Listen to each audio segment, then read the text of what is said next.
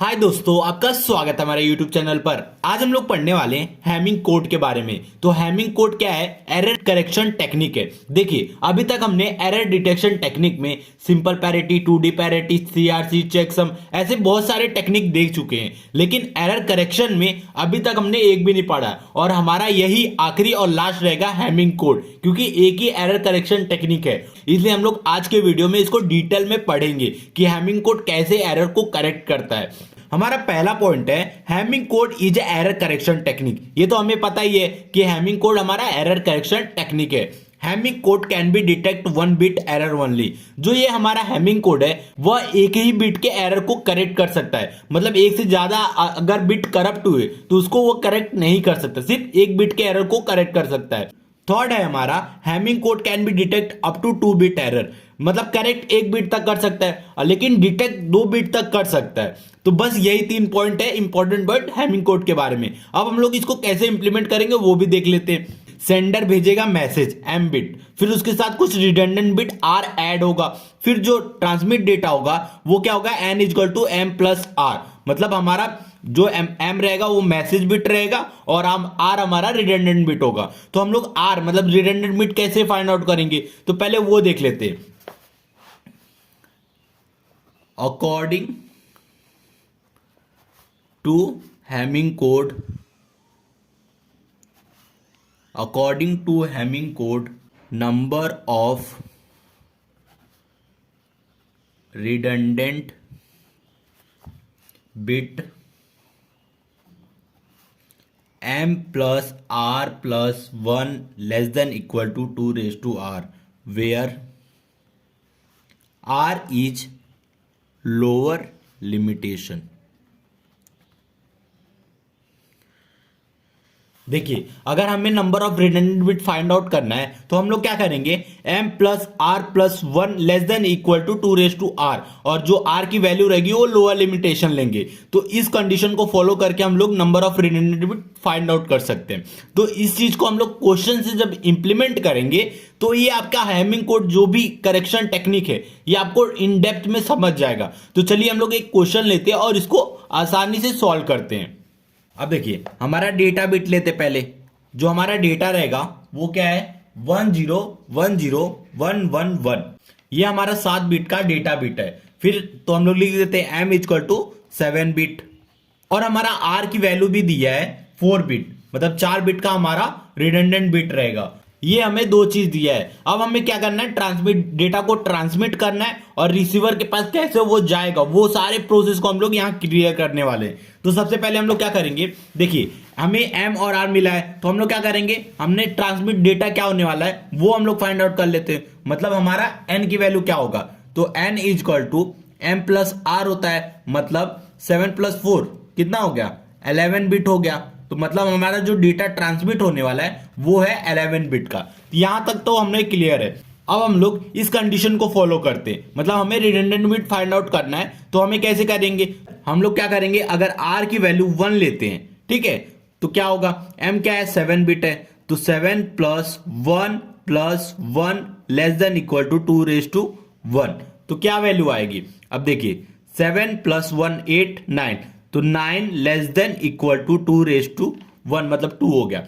9 2 से छोटा तो है नहीं, ना ही बराबर है, तो मतलब ये कंडीशन क्या हो रहा है, फॉल्स हो रहा है। तो फॉल्स हो रहा है तो मतलब ये नहीं लेंगे, ठीक है, ये फॉल्स हो गया कंडीशन।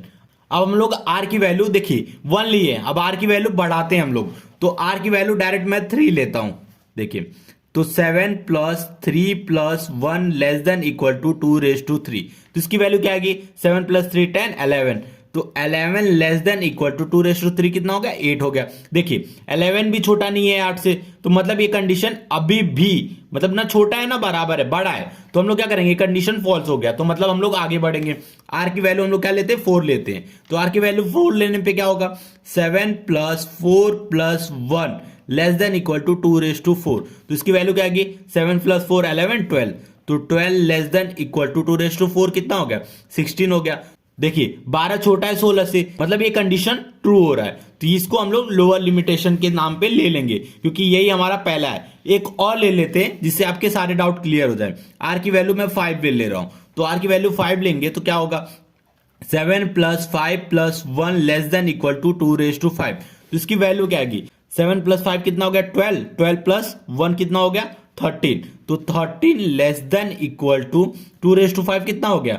32। तो मतलब ये देखिए 13 छोटा है 32 से, तो ये कंडीशन को भी ट्रू कर रहा है। तो अब देखिए कंडीशन आगे जितना भी करते जाएंगे आपको ट्रू ही मिलेगा। हमें लेना क्या है? लोअर लिमिटेशन लेना है, आर की जो सबसे छोटी वैल्यू रहेगी वो लेना है। मतलब देखिए आगे जितना भी करोगे आप आएगा वैल्यू ट्रू ही आएगा, लेकिन हम लोग को लेना है आर इक्वल टू 4, मतलब छोटा आर लेना है। तो हमारा आर की वैल्यू तो फिक्स हो गया, आर की वैल्यू हमारा 4 हो गया, मतलब रिडंडेंट बिट हम लोग 4 लेंगे। ये तो हमें दिया भी था, लेकिन मैं आपको प्रूफ करने के लिए कि कैसे रिडंडेंट बिट 4 आया वो मैंने बता दिया यहां। अब हम लोग क्या करेंगे, जो रिडंडेंट बिट है उसकी पोजीशन कैसे फाइंड आउट करेंगे वो बताने वाला हूं। तो रिडंडेंट बिट की पोजीशन कैसे फाइंड आउट करते हैं वो देख लेते हैं। तो जो हमारा रिडंडेंट बिट है, तो रिडंडेंट, देखिए वीडियो रुक जाने की वजह से मैंने कुछ चीजें आगे बता दिया है, लेकिन अब फिर से रिवाइज कर दे रहा हूं। रिडंडेंट बिट का पोजीशन हम लोग 2⁵i वेयर i की value greater than 0, 2⁵i condition के हिसाब से हम लोग रिडंडेंट बिट का पोजीशन लेंगे। तो 2⁵i जो है 2 पहले 0 लेंगे क्योंकि 0 से ही स्टार्ट करेंगे, 2⁵0 2⁵1 2⁵2 ऐसे करते करते हम लोग आगे तक जाएंगे।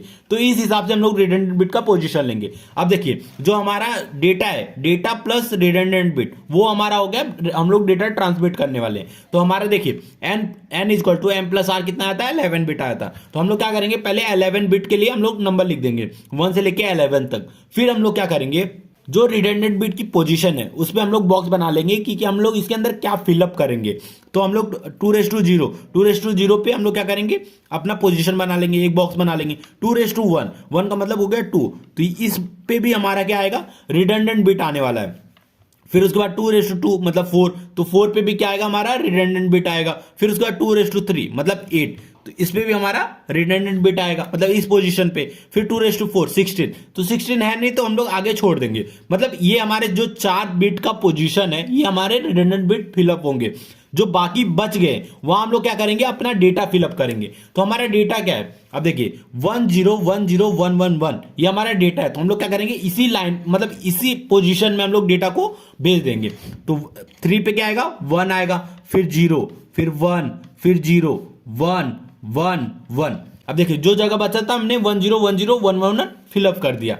अब जो बचा है मतलब रिडंडेंट बिट के लिए, उसको हम लोग कैलकुलेट करेंगे, रिडंडेंट बिट इसके अंदर क्या वैल्यू आएगा। ठीक है, अब हम लोग रिडंडेंट बिट कैसे फाइंड आउट करेंगे, चलिए वो देख लेते हैं।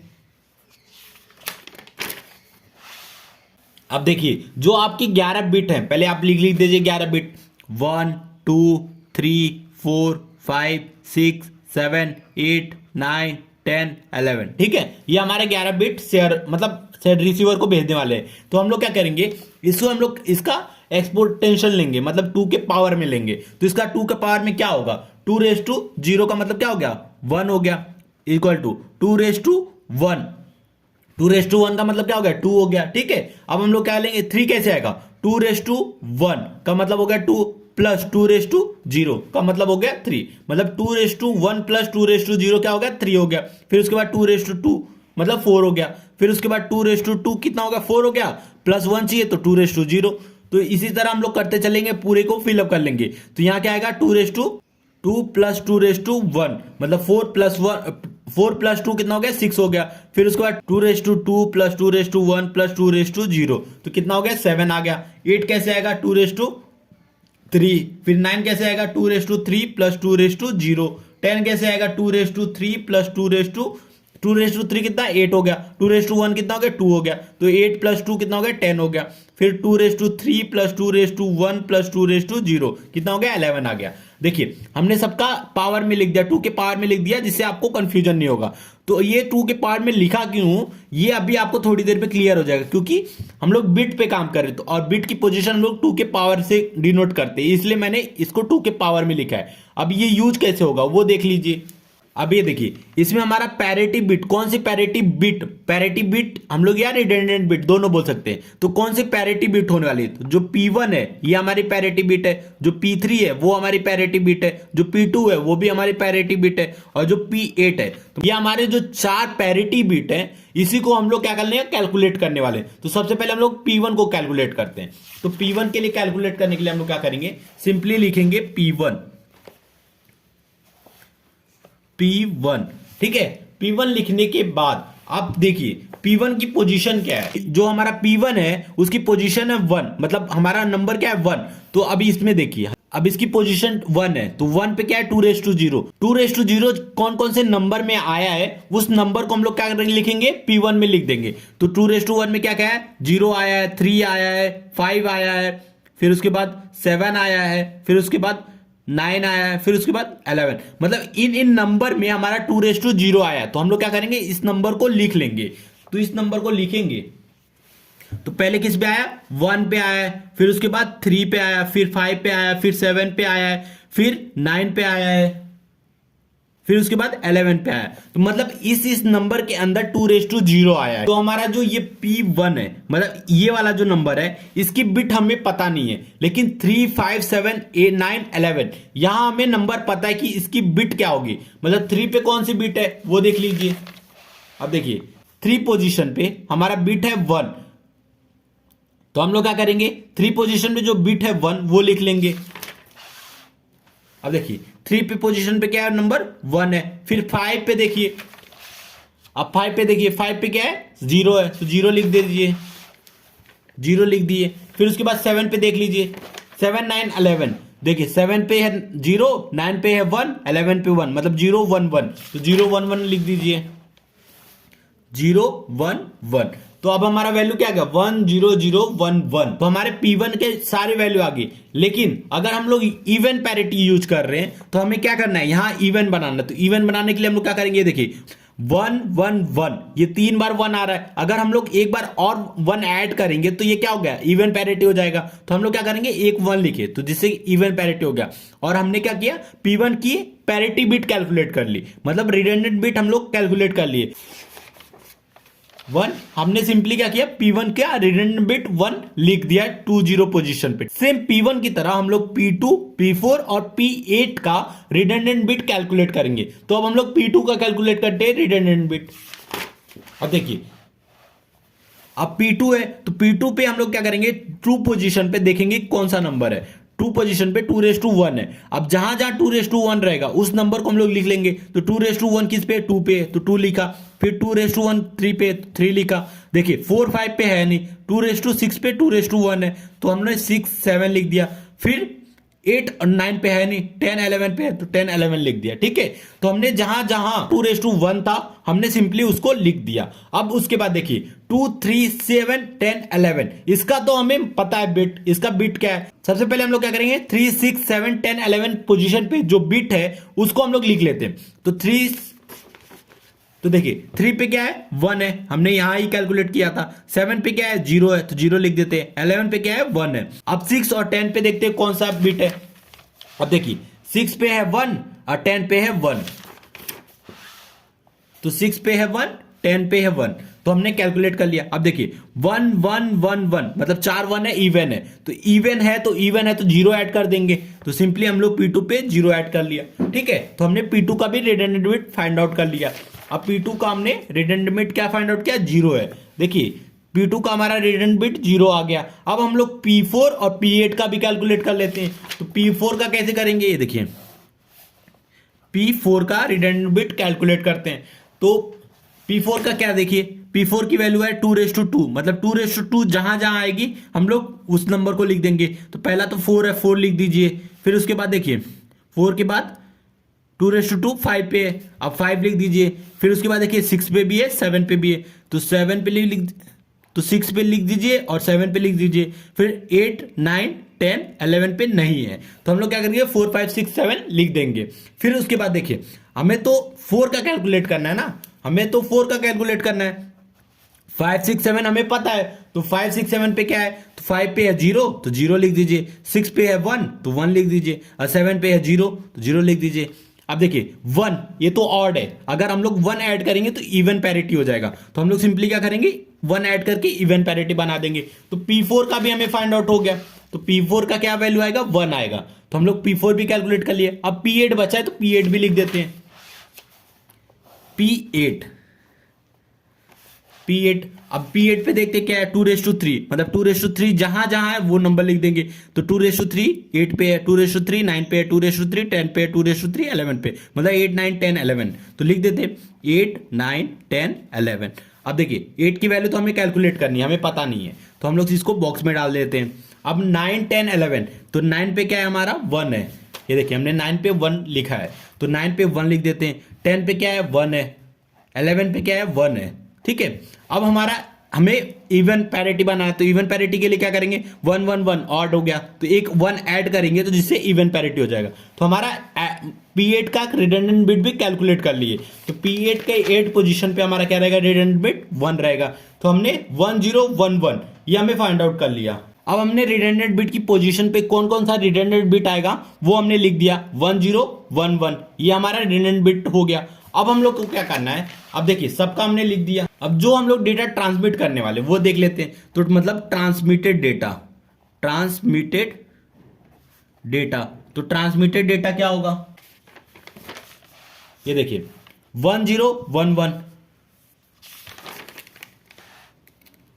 1 0 1 1, फिर उसके बाद क्या है 1 0 1 1 के बाद 0 1 0 1 0 1 0 1। अब बचा 111, तो 111 भी लिख दीजिए 1 1 1। तो मतलब हमारा जो ट्रांसमिटेड डेटा है ये होगा, और ये कितना होना चाहिए, ये 11 बिट का होना चाहिए। तो देख लीजिए 11 बिट है कि नहीं, 1 2 3 4 5 6 7 8 9 10 11। अब 11 बिट का है, तो मतलब ये हमारा ट्रांसमिट डेटा को कर देंगे। अब डेटा को ट्रांसमिट करेंगे, अब इस ट्रांसमिट डेटा को रिसीवर कैसे रिसीव करेगा उसको भी आगे देखते हैं। If receiver receive uncorrupted data, मतलब कुछ खराबी नहीं है, अनकरप्टेड डेटा, तो क्या होगा, जो डेटा रिसीव किया वो देख लीजिए, डेटा रिसीव, ठीक है, डेटा यही रिसीव करेगा 1 0 1 1 0 1 0 1 111। रिसीवर इस डेटा को रिसीव कर लिया। अब इसके बाद हम लोग क्या करेंगे, अब जो चीज हमने रिडंडेंट बिट फाइंड आउट किया था सेम वही पैटर्न हम लोग फिर से यूज करेंगे।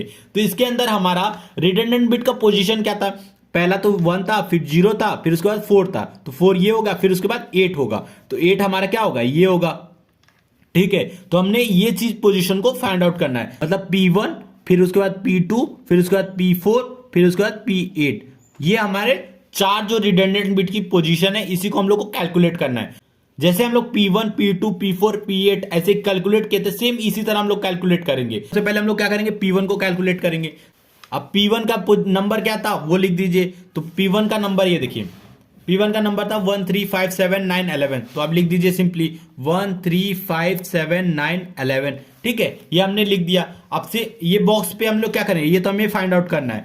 अब 3 5 7 9 11 पे क्या है वो देख लीजिए। अब 3 5 7 9 11 पे है 1 0 0 1 1, तो आप लिख दीजिए 1 0 0 1 1, ये हमारा डेटा है। अब इस पे हम लोग कैलकुलेट करेंगे कि हमारा इवन बनाना है, तो इवन बनाना है तो क्या आएगा, तो हम लोग एक और 1 ऐड करेंगे तो इवन हो जाएगा, तो 1 ऐड कर लिए, तो मतलब हमारा जो 1 पोजीशन है यहाँ क्या आएगा 1 आएगा। तो अब देखिए 1 है, तो इसी तरह हम लोग क्या करेंगे, अब P2 का भी कैलकुलेट करेंगे। तो P2 का कैलकुलेट करेंगे तो उसका पोजीशन क्या है, P2 का पोजीशन है 2 3 6 7 10 11, मतलब इस नंबर पे हमारा क्या आया था 2:1 आया था, तो इसलिए हमने ये लिखा था। तो अब हम लोग वापस से लिखेंगे 2 3 6 7 10 11, और इसके बिट क्या थे, मतलब 3 पे क्या बिट थे, ये तो हमें कैलकुलेट करना है 2 वाला, लेकिन 3 6 7 10 11 पे 1 1 0 1 1 है, तो हम लोग लिख देंगे, तो 1 1 0 1 1 लिख दिया। अब हमें इवन पैरिटी बनाना तो क्या करेंगे 1 1 1 1, 4 1 है तो मतलब 0 ऐड करने की जरूरत है, तो 0 ऐड करने से इवन हो जाएगा। तो हमारा जो P2 की वैल्यू है वो 0 है। अब देखिए 1 भी सही है, अब 0 आ गया, मतलब P2 पोजीशन पे 0 आ गया, तो मतलब ये भी सही है। अब हमें फाइंड आउट करना है P4, तो P4 पे क्या फाइंड आउट कर लेते हैं। अब P4 की वैल्यू क्या है 4 5 6 7, तो लिख दीजिए 4 5 6 7, और इसके अंदर बिट क्या है 4 5 6 7 के अंदर बिट क्या है 4, तो हमें कैलकुलेट करना है। 5 6 7 के अंदर क्या है 0 1 0, तो आप लिख दीजिए 0 1 0 1 0। अब इसको हमें इवन बनाना, तो एक 1 ऐड करेंगे जिससे ये इवन हो जाएगा। तो मतलब देखिए हमने P4 का भी पैरिटी बिट फाइंड आउट कर लिया, तो इसका पैरिटी बिट 1 है, मतलब ये भी करेक्ट है, मतलब ये सब करेक्ट है, बस एक बचा है P8। तो P8 का भी फाइंड आउट कर लेते हैं। P8 का क्या है, 8 9 10 11, 8 9 10 11, और इसकी वैल्यू क्या है, ये तो हमें 8 कैलकुलेट करना है, 9 की है 1, 10 की है 1, 11 की है 1। अब हमें इसको इवन बनाना है, तो इवन बनाने के लिए हम लोग 1 ऐड करेंगे जिससे इवन हो जाएगा। अब देखिए 1 हमारे कैलकुलेट बिट्स, मतलब तीनों P1, ये देखिए P1 P2 P4 P8, तीनों की वैल्यू क्या आई है पहले वो देख लीजिए। P1 की आई है 1, P2 की क्या है 0, P4 की आई है 1, P8 की आई है 1। अब 1 0 1 1 ये हमारे पैरिटी बिट की पोजीशन आई है, जो रिसीवर ने रिसीव किया फिर ये कैलकुलेट करेगा। कैलकुलेट करने के बाद देखिए सारे वैल्यू जो आए हैं वो करेक्ट हैं, मतलब ये समझ जाएगा कि जो सेंडर ने भेजा है वही मैंने रिसीव किया है। तो इस डेटा को क्या कर लेगा, जो जो पोजीशन है रिडंडेंट बिट का उसको हटा के जो पोजीशन रहेगा, मतलब इसके आगे देखिए फिर ये बचा 1, फिर 4 वाले को हटा देगा, फिर 0, फिर 1 0, 8 वाले को हटाएगा तो 1 1 1। तो मतलब ये 7 बिट जो है ये हमारा एक्चुअल डेटा वो रिसीवर समझ जाएगा और इसको ये रिसीव कर लेगा। तो बस यही था हैमिंग कोड। तो वीडियो अच्छा लगा प्लीज वीडियो को लाइक और हमारे चैनल को सब्सक्राइब कीजिए।